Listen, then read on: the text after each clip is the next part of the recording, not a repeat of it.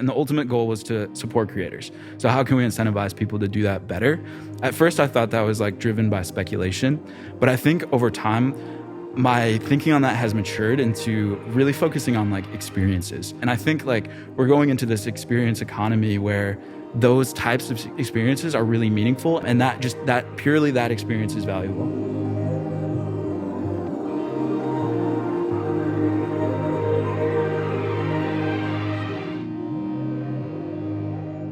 Episode 8 of Invest in Music with Sam Sens. Sam is the co-founder of Glass Protocol, the leading platform to collect video NFTs. We're here today to talk about Glass Protocol and the Glass Pass. We talk about collecting video NFTs and what the future of content looks like in a world of AI.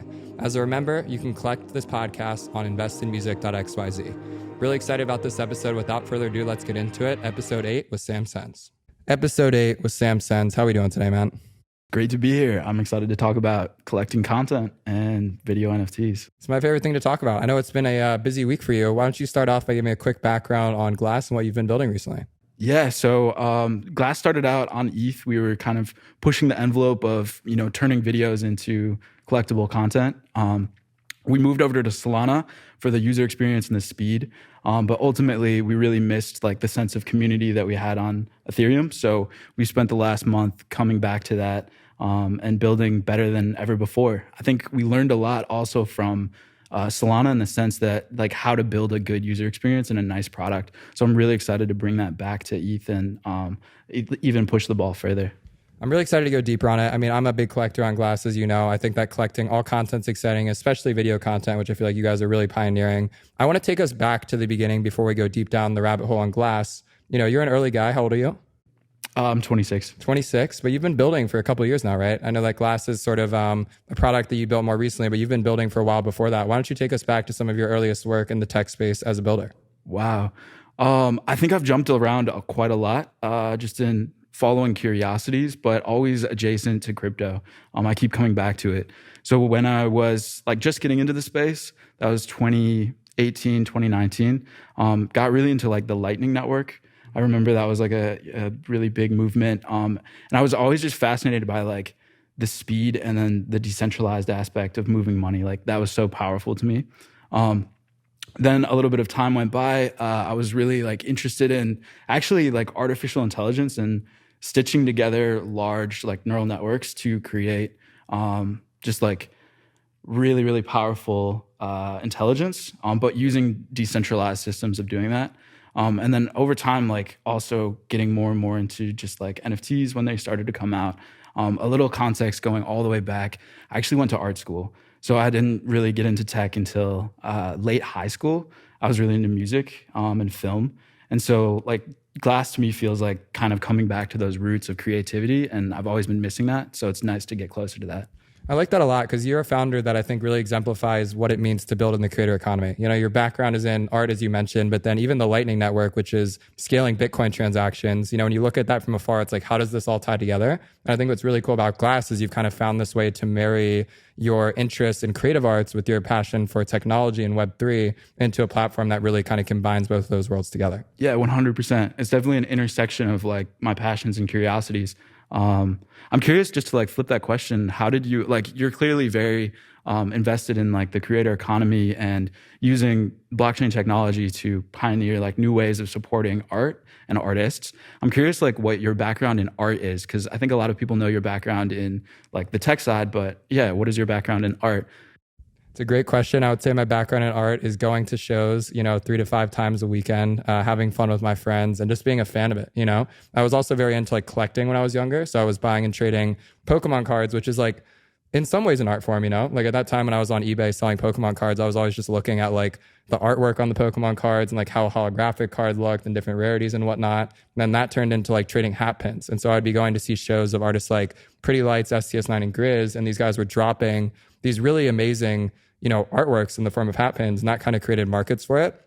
And so kind of as I got older, I recognized that, maybe I'm not the most talented singer in the world. And so I started to develop an affinity for DJing, which I did a lot in college. And then as I started to graduate college, I was like, okay, DJing is fun, but it's not really a career. So how can I go and actually invest my love for art into a career that feels value added? And so that's when I started to turn more onto the Let's call it like the business side of things, where I think my relationship with art is really empowering creators and helping them tell their stories and figuring out how to give them as much leverage as possible to really live their life as a creator themselves. Wow. Yeah, so you've really been a collector through and through from the very beginning. Yeah, that's really cool. Yeah, but also experiencing it also from like real collectibles, like legitimate collectibles, and bringing that kind of energy into the NFT market. I think that's a different mindset, and I've really started to think about that as well. Like collecting for the sake of liking something, and then maybe in the future it becomes something that's valuable. But like basing that first and foremost because something is really cool. Yeah, and I think it's important that you mentioned that, because let's use Pokemon cards as an example, right? You buy a pack of cards, everyone wants a holographic card, and I feel like right now we're in this interesting world where NFTs, where everyone expects every NFT to have value. But I think it's really important to highlight that even in traditional collectibles, when you open a pack of cards and you get a common card, most people just throw those away. There's thousands and thousands of them that you open just to get that one holographic. And I feel like in a lot of ways, we're kind of in this early stage of the creator economy where we haven't made a good distinction between like what is valuable and what's not yet. I think most people think that all NFTs should have value, but I do feel like we need to get to a world where, certain NFTs might not be quote unquote valuable for their floor price. Let's call it a POAP or something like that, but they still have significance. And so I guess turning that into a question for you, how do you think about this idea of collecting video content? And more specifically, what is your kind of way of telling someone that collecting videos can be valuable? Yeah, that's a great question. I think my opinion on that has changed from building in the space for the last 2 years. Going into it, my rationale, just to break this down, it was maybe a little misguided, but I thought that by like kind of leaning into speculation, that it would drive people to support creators. And the ultimate goal was to basically support creators. So how can we incentivize people to do that better? At first, I thought that was like driven by speculation, but I think over time, my thinking on that has matured into really focusing on like experiences. And for me, like watching a video, especially like a beautiful, really, really special video. I was just talking to Daniel Allen about his overstimulated video. And that's an experience. Like you are brought into this world and you experience something. And I think like we're going into this experience economy where those types of experiences are really meaningful and they can be digital. And now you have a way of like just signifying that you experienced that. And that purely that experience is valuable. Yeah. I think the challenge there is how do you create markets around experiences? Because I totally agree with you that I think that a lot of the value of collecting long form content, videos in particular, it goes a level deeper. There's so much thought and energy and honestly capital that goes into creating this type of content that it makes sense that it is inherently valuable for the experience. But I think what we've seen be difficult so far is that I don't think that this idea of creating a market around a video has been established yet. And I'm curious to hear how you guys think about that at Glass. Yeah, it's something that we're still navigating how to kind of build markets around these things. We have noticed though that the behavior does exist, but I would say that it's more of like about supporting other creators and more of like a social structure rather than just purely like collecting a video because you watched it. What I've seen is like a creator will have friends and their friends will support them directly. And that's kind of like there's reciprocal altruism there where supporting you, like you'll in turn support me. I think that's really cool from like just building like strong relationship sense. But answering that question of how we're going to build a market around video NFTs, we're still trying to crack that egg. Yeah, but one thing that I'll say about you guys, you've been very forward about experimentation. At the top of this podcast, you mentioned that Glass is coming back to ETH, which I'm really excited to talk about. But, even before you guys started building on Solana, you were one of the first teams to start experimenting with bonding curves for NFTs and different content formats and ways to mint and collect content. So I guess turning that into a wider question, how do you guys think about this idea of experimentation in Web3 today and kind of the policy behind that at the company? Yeah, totally. I would say we are extremely experimental, and I'm really excited to push the ball forward again. Coming back to ETH, we'll be able to experiment a lot faster, and we've really set ourselves up to do that. Personally, I think that we are kind of in like a local minimum of like fit for collectibles, and that there can actually be like a much larger world, specifically in like building games around the content and the experience of like collecting and making that kind of more enjoyable and more fun. Another aspect that I'm really excited to explore is like how to incentivize distribution. just historically looking at like the entertainment industry, it seems like anyone who has distribution has a lot of control, and figuring out better ways of kind of moving that distribution so that it's on chain, so that it's owned by the creator. I think that could actually be really powerful and really turn the heads of like large entertainment companies. I think that there's so much more upside for just video content in general. I think that it's short form content, it's long form content, but I think getting down to some nuance here for our listeners, Glass launched on ETH, right? And then you guys moved over to Solana, and now you're coming back to ETH. I want to talk about this because I was there with you as you were making these decisions, and I actually think that it's a really interesting story to tell. Talk to me about starting out building on ETH, and then what led you to want to move over to Solana in the first place. Yeah, so when we started building on ETH, came in extremely maximalistic. I've always been a really, into the Ethereum community.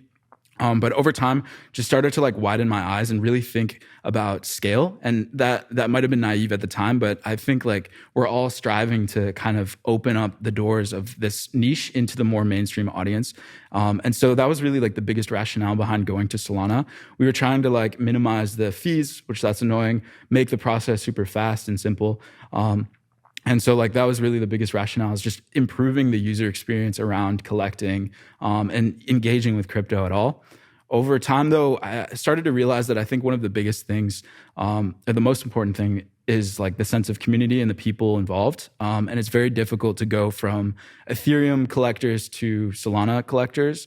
And that kind of like gap was very difficult to just transfer across all of the work that has happened on other platforms and kind of like the collective world building of like the Ethereum ecosystem and then collecting content in that greater ecosystem. More and more, I'm realizing that like the most important thing is kind of collectively building a narrative together. And that actually leads to like really strong communities and really strong surviving sustainable kind of ecosystems.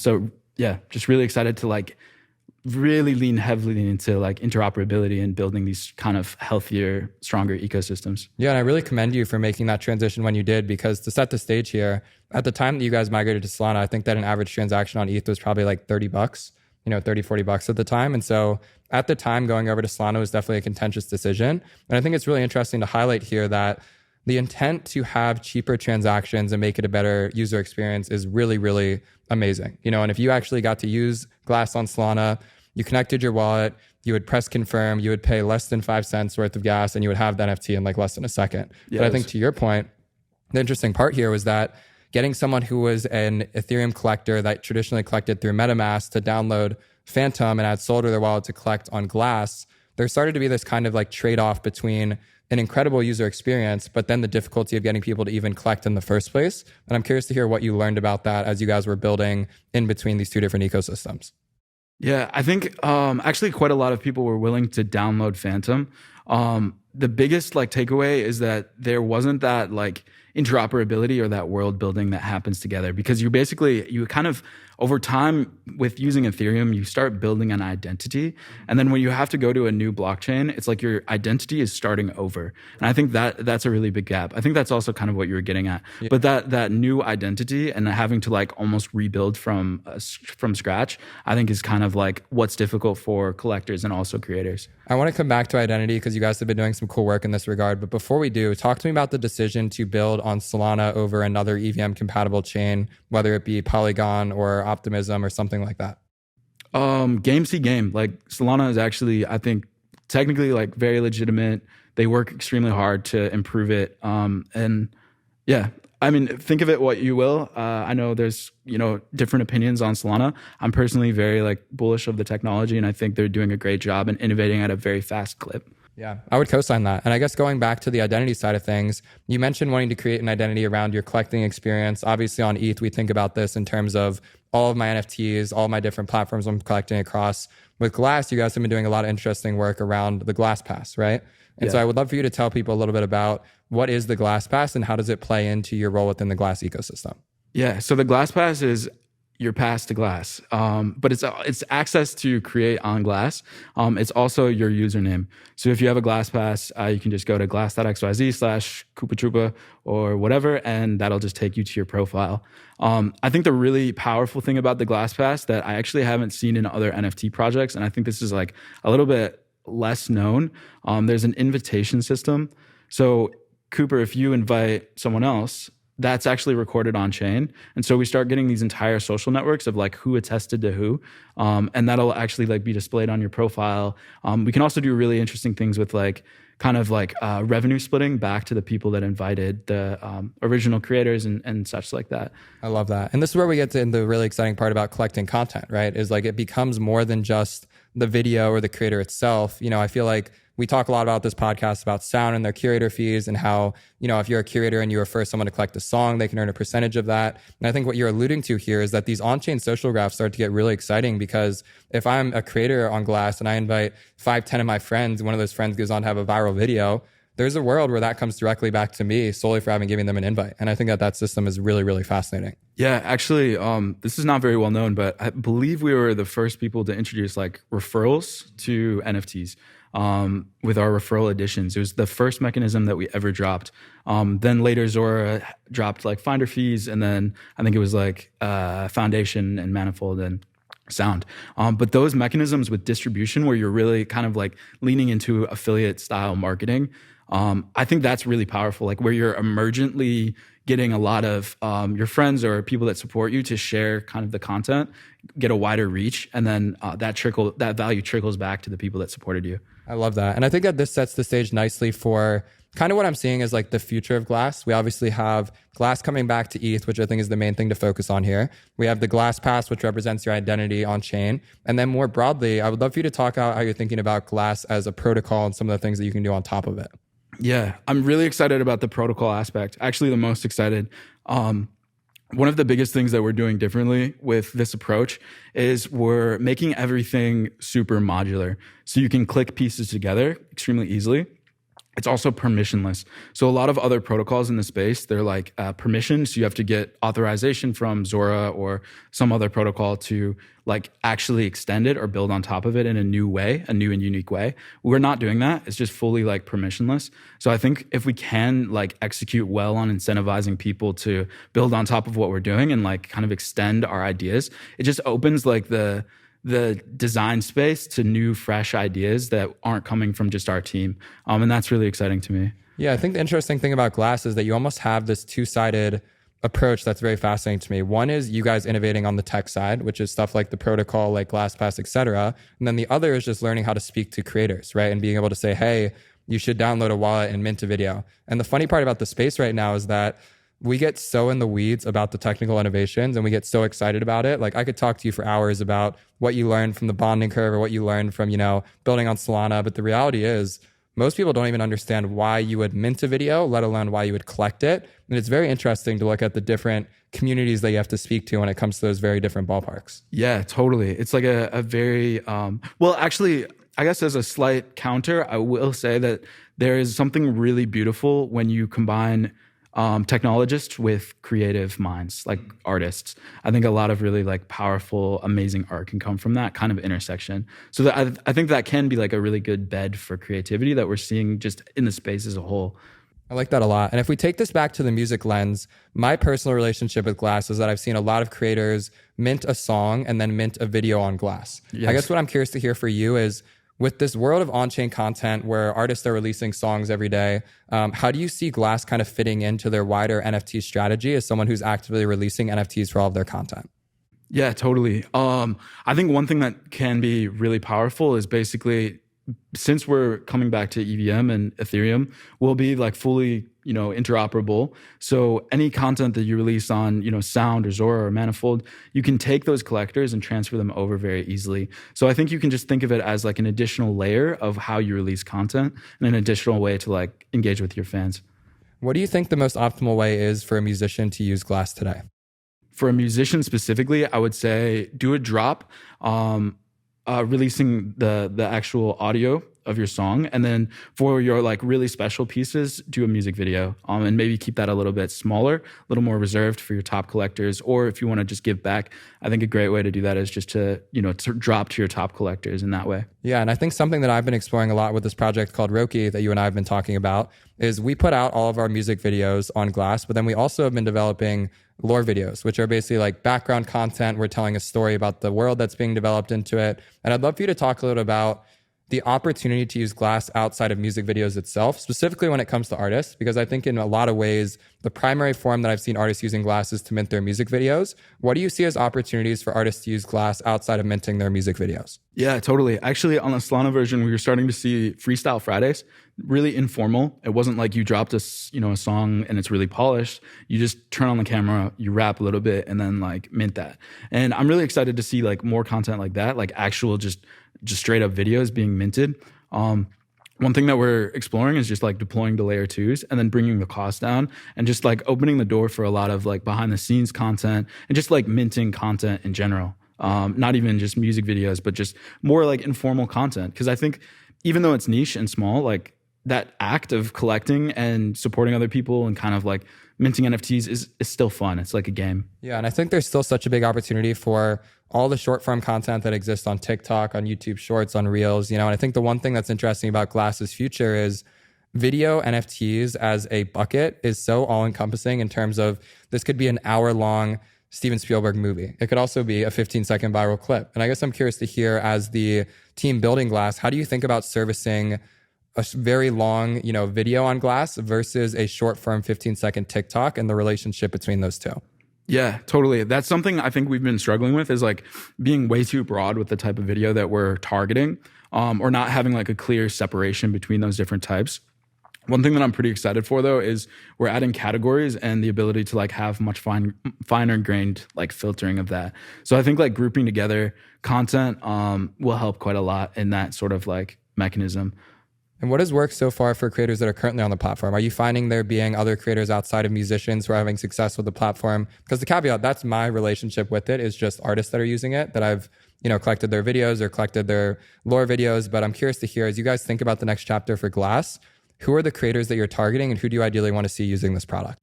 Yeah, one community that I'm actually really excited to kind of onboard and really lean into is the Film 3 community, especially here in Los Angeles. It's a small community, but it's really, it has like the precursors to, I think, like a much greater community. There's a lot of like filmmakers that are feeling frustrations with just like how the industry works. It's a very difficult, hard to get into industry. And I think a lot of those filmmakers are realizing that they can kind of go out and make their own path, and that they are almost forced to make their own path. I think that's a great opportunity. Another area that I'm really excited for is actually like AI generative videos. We've kind of been exploring that together with Roki, but it really brings down the cost of, one, just producing like high quality content that is worth collecting, but two, authenticity is like way more important in a world where there's so much generative content everywhere. You kind of want to know it's from the real source. I think that the biggest bull case for Web3 with relationship to AI is on-chain provenance. And as you just alluded to, I think that there's so much fear in the industry today about what AI means for like being able to identify if content is authentic or not. But I think one of the reasons that I'm super excited about AI content is that putting it on chain is the best way to tell whether or not this thing was legit. Did it get deployed and minted from the creator's wallet, or did it get deployed and minted from a random wallet that was spun up 5 minutes ago? And that simple finding, I think, adds so much power to this layer of generative content. Because to your point, I don't think there's really a home for it right now. I think in a lot of ways, the traditional public eye does not really like AI content, but I'm very optimistic that the Web3 community can be a home for that, because it allows you to be able to verify where it came from in a very authentic way. Yeah, the situation with Ghostwriter, for the listeners that aren't aware, basically there was a generative music model that like copied Drake and created a song with it. It was a really good song. It started going viral. It was on Spotify and YouTube, and then it was taken down. It was censored. And even though it was like really good content, and our relationship with that sort of generative art is definitely changing. Meanwhile, there's someone like Grimes, who's actually pretty bullish on crypto, is like down to basically release her voice as long as there's a 50% like royalty split with anyone who uses her voice through this like generative method. But that's insane. That's like a very different perspective. And that's somewhere where I think crypto, that specifically the royalty system and sorting all of that out, it actually is a really big bull case. 100%. And I think that the skeptic's response there would be, how do you actually enforce that someone's going to give you 50%? My response to that would be just putting it out there, I think, invites people to be collaborative and authentic in a way that benefits them. If you do a song that has 50% to Grimes and it's a good song and she co-signs it, you're going to make so much more from your 50% than you would if you were just to bootleg and rip it down. And so going back to the Drake example, Universal's stance here was take this down. You're either going to stand with traditional rights holder legacy that's been established for hundreds of years,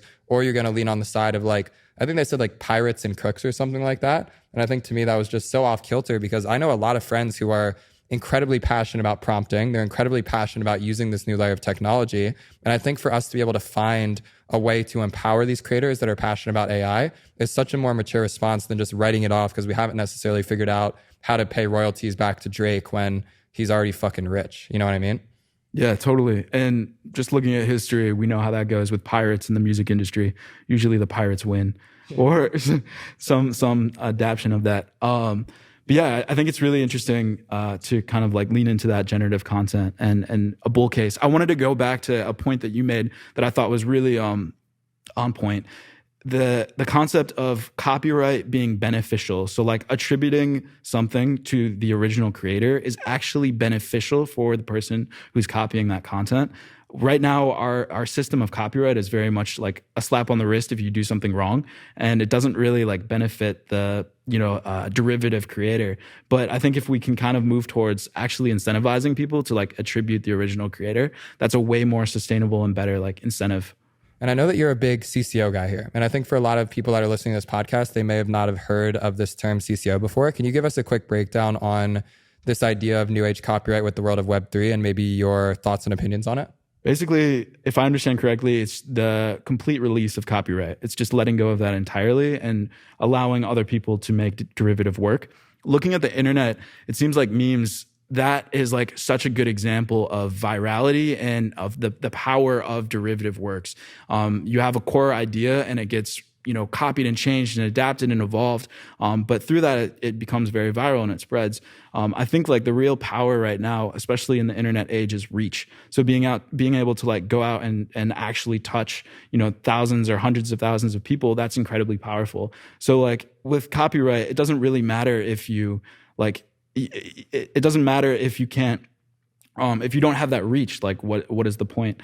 I think Mr. Beast as well has a great like podcast on that, where he says like he wants people to copy his work to get it out because it's still coming back to him. Like, a copy of Mr. Beast, everyone recognizes that it's still Mr. Beast. And so at the end of the day, like that information, he has actually touched someone, and that's more valuable. It's really interesting because we're at this age where I say this to people that I work with, if someone copies an idea of mine or they copy a format that I'm using, I get really excited about that because to me that validates that what I put out is something that someone else saw valuable too. And I feel like we've lived in a world for a long time where if someone copies you, you're like, yo, that's my shit. I did that first. You shouldn't be able to copy me. But I think as we start to reframe our relationship with copyright and with the sharing of ideas, it really unlocks an entire new layer of creative value because you're no longer worried about the fact that this is mine. You're actually more worried about how do I create as much value for this idea or for this content in general. Yeah, 100%. That's also been a kind of like a shift that I've noticed in our space as well. There was a period where I felt like the space was extremely competitive and kind of cutthroat. But I started to realize, especially with the bear market, that you really go further when you go together. And I think a lot of other people in the space are starting to, the people that have stayed at least, are starting to realize that, the people that are here, like we should just stick together and really like form connections because that's where our strength comes from. I mean, that's my entire thesis for Coop Records as a venture fund. I think that for early users of DeFi, we noticed that composability was really exciting. The fact that you could take these tokens and put them in Compound or Aave, and they were using different smart contracts from other lending protocols. There was so much value that came out of just like sharing and the collaborative contributions of these networks. And I think with the creator economy, I agree with you. I think early on, everyone was kind of operating in their own silo. And I think now we're realizing that there is a lot of collective value together. But I think the biggest thing I'm wondering is, does the creator economy stay composable in a bull market, or is it currently just like that because it's a bear market and we need to do that to survive? Or is that actually what people want to do when there's a lot more money flowing in? Wow. Yeah, that's a really interesting question. Is there will there be this moment of consolidation versus, I don't have an answer, but it'll be really interesting to watch how that plays out. Yeah, because I think it comes down to like network effects, right? And it's like if you're a company that's building in Web3 and you've raised venture capital, the idea is to be able to capture as much mind share, attention, value as possible. And I think in a lot of ways, when we look at integrating other contracts, protocols, whatever it might be, you can almost look at that as taking away from your own market share. But speaking from my personal sentiment, I would rather invest in a company that's integrated 10 to 15 other projects and is still figuring out how they capture and monetize value from that rather than invest in a company that's determined to build everything themselves. Because I think the benefits you get from just being around and in communication with those other teams is so much more valuable than figuring out how you can kill them all by just building everything yourself. Yeah, I totally agree. Yeah, I totally agree. Just if you think about it also from like the strength of a network, you want to become a hub for the community in a sense, but that still requires making connections to other like sub communities. And I think that's actually a great way to grow. For instance, we've been really leaning into Lens protocol. And honestly, we've seen a lot of like engagement and attention from that community. It's a great demographic of like NFT conscious people. And through that, we're able to kind of like merge our communities, and that actually strengthens both of us. Talk to me about Lens, because I think this is such an interesting topic in today's crypto environment. For those who aren't familiar, Lens is a crypto social protocol. Think of it as Twitter that's on chain. You can collect the content, you can follow people on chain. I think that Lens historically has had an interesting sentiment associated with it, but I think I'm on the same wavelength as you, where it's like, we're in a bear market and we're all excited about this idea of finding people to collect content. And if people are going to collect content, they've likely already been familiar with crypto in the first place. And so networks like Lens are really valuable to tap into because you already have an entire network of people who are crypto native. So I guess I'm curious to hear with Glass, how are you guys using Lens and how do you think that that plays into your future roadmap? Exactly what you said and what we were talking about. The demographic is perfect, right? It's a lot of people that are really conscious and like aware of NFTs and this kind of movement of just collecting content. So it's a great way to just kind of seed engagement and also like bring people from Glass into the Lens community and Lens community into the Glass community. I think one of the hardest parts about on-chain content, and this is something that just came to mind, is that you can really only mint things in one place. And what I mean by that is, in my mind, I start hearing about Glass leaning into Lens. I know that Lens has a video platform called LensTube, I believe is what it's called. Mm-hmm. And I'm curious to hear how you think about the relationship between Glass and a video NFT platform built on Lens, and how you can kind of like interoperate between the two, where in many cases, you really want to push creators to mint their content in one place and one place only, and what that kind of looks like for you. Yeah, actually, there's going to be some upgrades to Lens that will enable basically minting outside of the Lens ecosystem. So from Lens, you can mint to Glass. Mm-hmm. I think that's a really powerful enablement and like a testament to the Lens team for like being open-minded to that sort of engagement. Another thing is the biggest like appeal is like the quality of content and sort of like the ethos and the curational layer, I think, that Glass has done so far. And so it just demands a different like kind of level of collection and value as well. I've been thinking about it a lot though, man, because I think in a lot of ways, let's step outside of just like Glass or video NFTs in general. This is a very new thought for me, but I almost feel like we're limiting ourselves by the fact that you can only mint content in one place. Because if you think about the world today, right, let's take aside Web3. You post on TikTok, you post on Instagram, you post on YouTube Shorts. You know, if you have a song, it's on Spotify, Apple Music, Amazon, Pandora, etc. But it's kind of weird that we're operating from the standpoint with Web3 where your content only has like one home. And if I take that a step further, you're actually discouraged from minting your content other places because it diminishes the value of where you started from. And I'm curious to get your reaction to that idea of minting across multiple platforms relative to how content exists in the world of Web2 today. Yeah, that is actually a really fascinating thought. That's the first I'm hearing of it, but it makes a lot of sense because like you cross post all the time. Yeah, that's a really interesting thought. I'm curious too, like it seems like there's almost this different formats, kind of like just the example of using sound to mint the song and then like Glass to mint the actual video content. Like what will that look like in the future as well? Like will someone just mint all of it all at once and it's everything, like all of those different components? I don't know. I think that even being able to tie those all together is very interesting. I was having a conversation with Bonfire today, which is a project I'm a really big fan of. And one of the things that I think that they can help creators with is just showcasing the full ecosystem of different content. Because in this example we're talking about, right, let's say that I have a song coming out on Spotify on Friday and I have a music video too. I could mint the song on Sound. I could do a pre-save campaign on Showtime. I could mint my stems on Kits, and I could do a music video on Glass. But in the world today, if I'm going to mint across all four of those platforms, collectors need to go to 4 different sites to collect that content. And I think an opportunity for a platform like Bonfire is to say, go to, artist.xyz/song1, and then all of those different links exist in one place. But I'm curious to hear if you have a thought around the composability of different content and how to better ensure that composability works with relation to specific content. One thing that I'm really interested in is actually like taking advantage of, this is like a slight deviance from kind of what we were talking about, but I think it's interesting and of a close vein. I'm pretty like fascinated with the idea of taking advantage of generative like AI content to make uniqueness and build that into like the NFTs. So for instance, if you started with like a core song that you created and then you added like generative AI kind of twists to it, that just adds a whole like layer, a new layer of like dynamic kind of traits that people can collect, and also I think would like improve kind of the game around like actually collecting the content. I think there's something there. I think the biggest challenge for content has been for art. I think it's very easy to distinguish traits because they're a lot more defined. And going back to my early example of Pokemon cards, it makes sense that there's a common card, there's like a rare card, and there's like a holographic one, right? Those are like very common traits.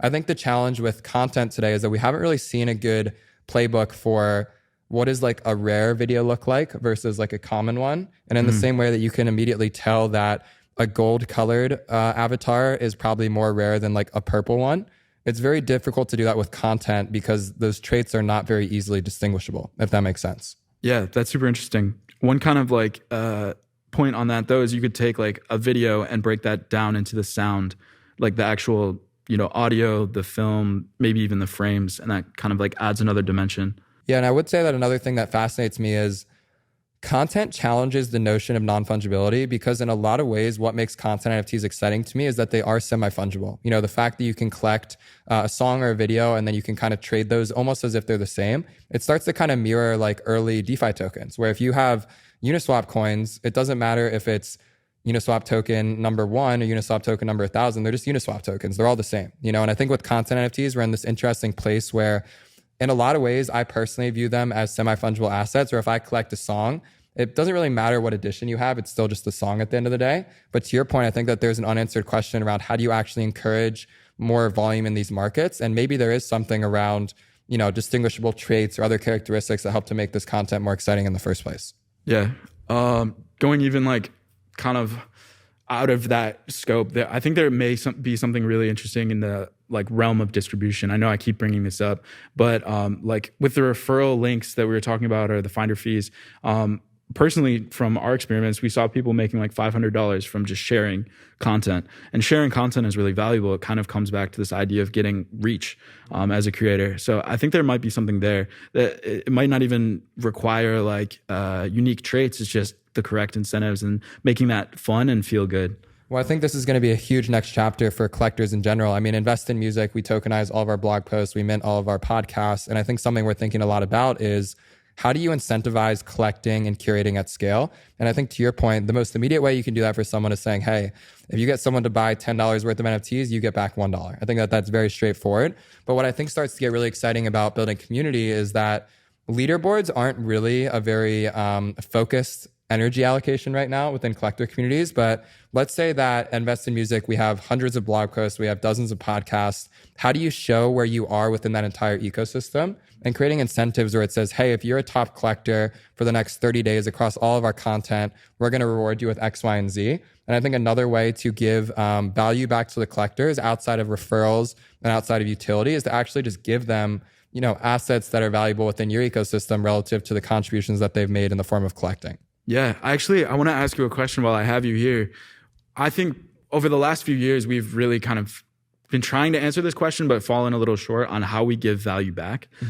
So like a collector, you kind of support a creator, and then how does a creator give back? Do they need to give back? And like what that looks like. I struggle with this a lot because at the top of the conversation, you talked about how Glass was really leaning into speculation, and that's something that you were very passionate about. I want to say that I was also extremely forward about that being like a good use of time. Like when we went on Solana, I remember we were talking about making it easier to flip videos, right? And making it easier to trade these things. And I found that really exciting because I do still strongly believe if a creator makes someone money, they're going to be happy. At the end of the day, the best utility you can give someone is just making them money. But I think the question is, in the absence of making people money, which is I think where we are now in the bear market, how do you satisfy collectors when they feel like they've spent more than they would normally? And frankly, I don't really have that answer for you. You know, I think in a lot of ways it comes down to your time and your energy and your relationship with them. But I don't think that expecting creators to be able to provide value in the form of time is scalable. I really do think that at scale, this just needs to be about creators being able to maintain and sustain their own markets. And if creators can make their collectors money by not overpricing their assets or making sure that they're actually coming back and collecting their own content and giving back to their creators, I think that that's the most direct way that they can support their collectors in the first place. What do you think of that?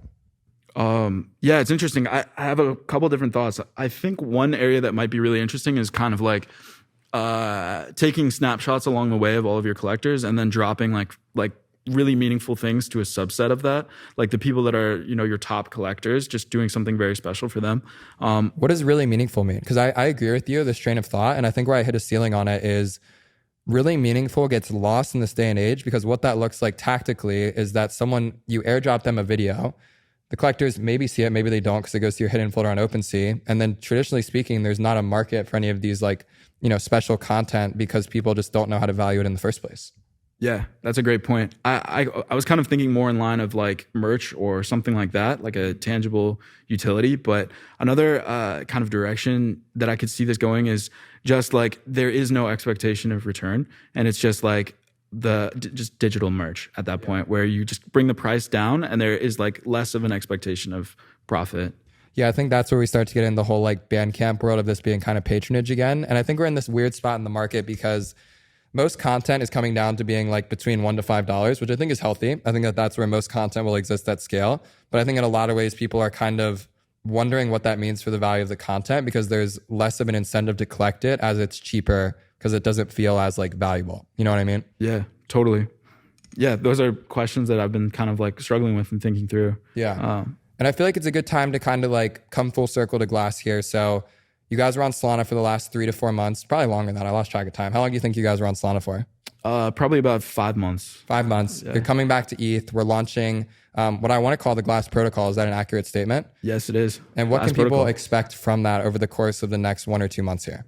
At first, I think you will be a little underwhelmed and then you'll be pleasantly delighted. Initially, we'll just have like your typical kind of NFT collections and you can mint videos. But over time, we're going to drop some plugins that I'm really excited for that will enable like net new experiences with crypto. It's amazing. And if people want to get involved with the Glass ecosystem, what's the best place for them to do so? Definitely tap into our Twitter Glass protocol or join the Discord. You can find our link on our Twitter.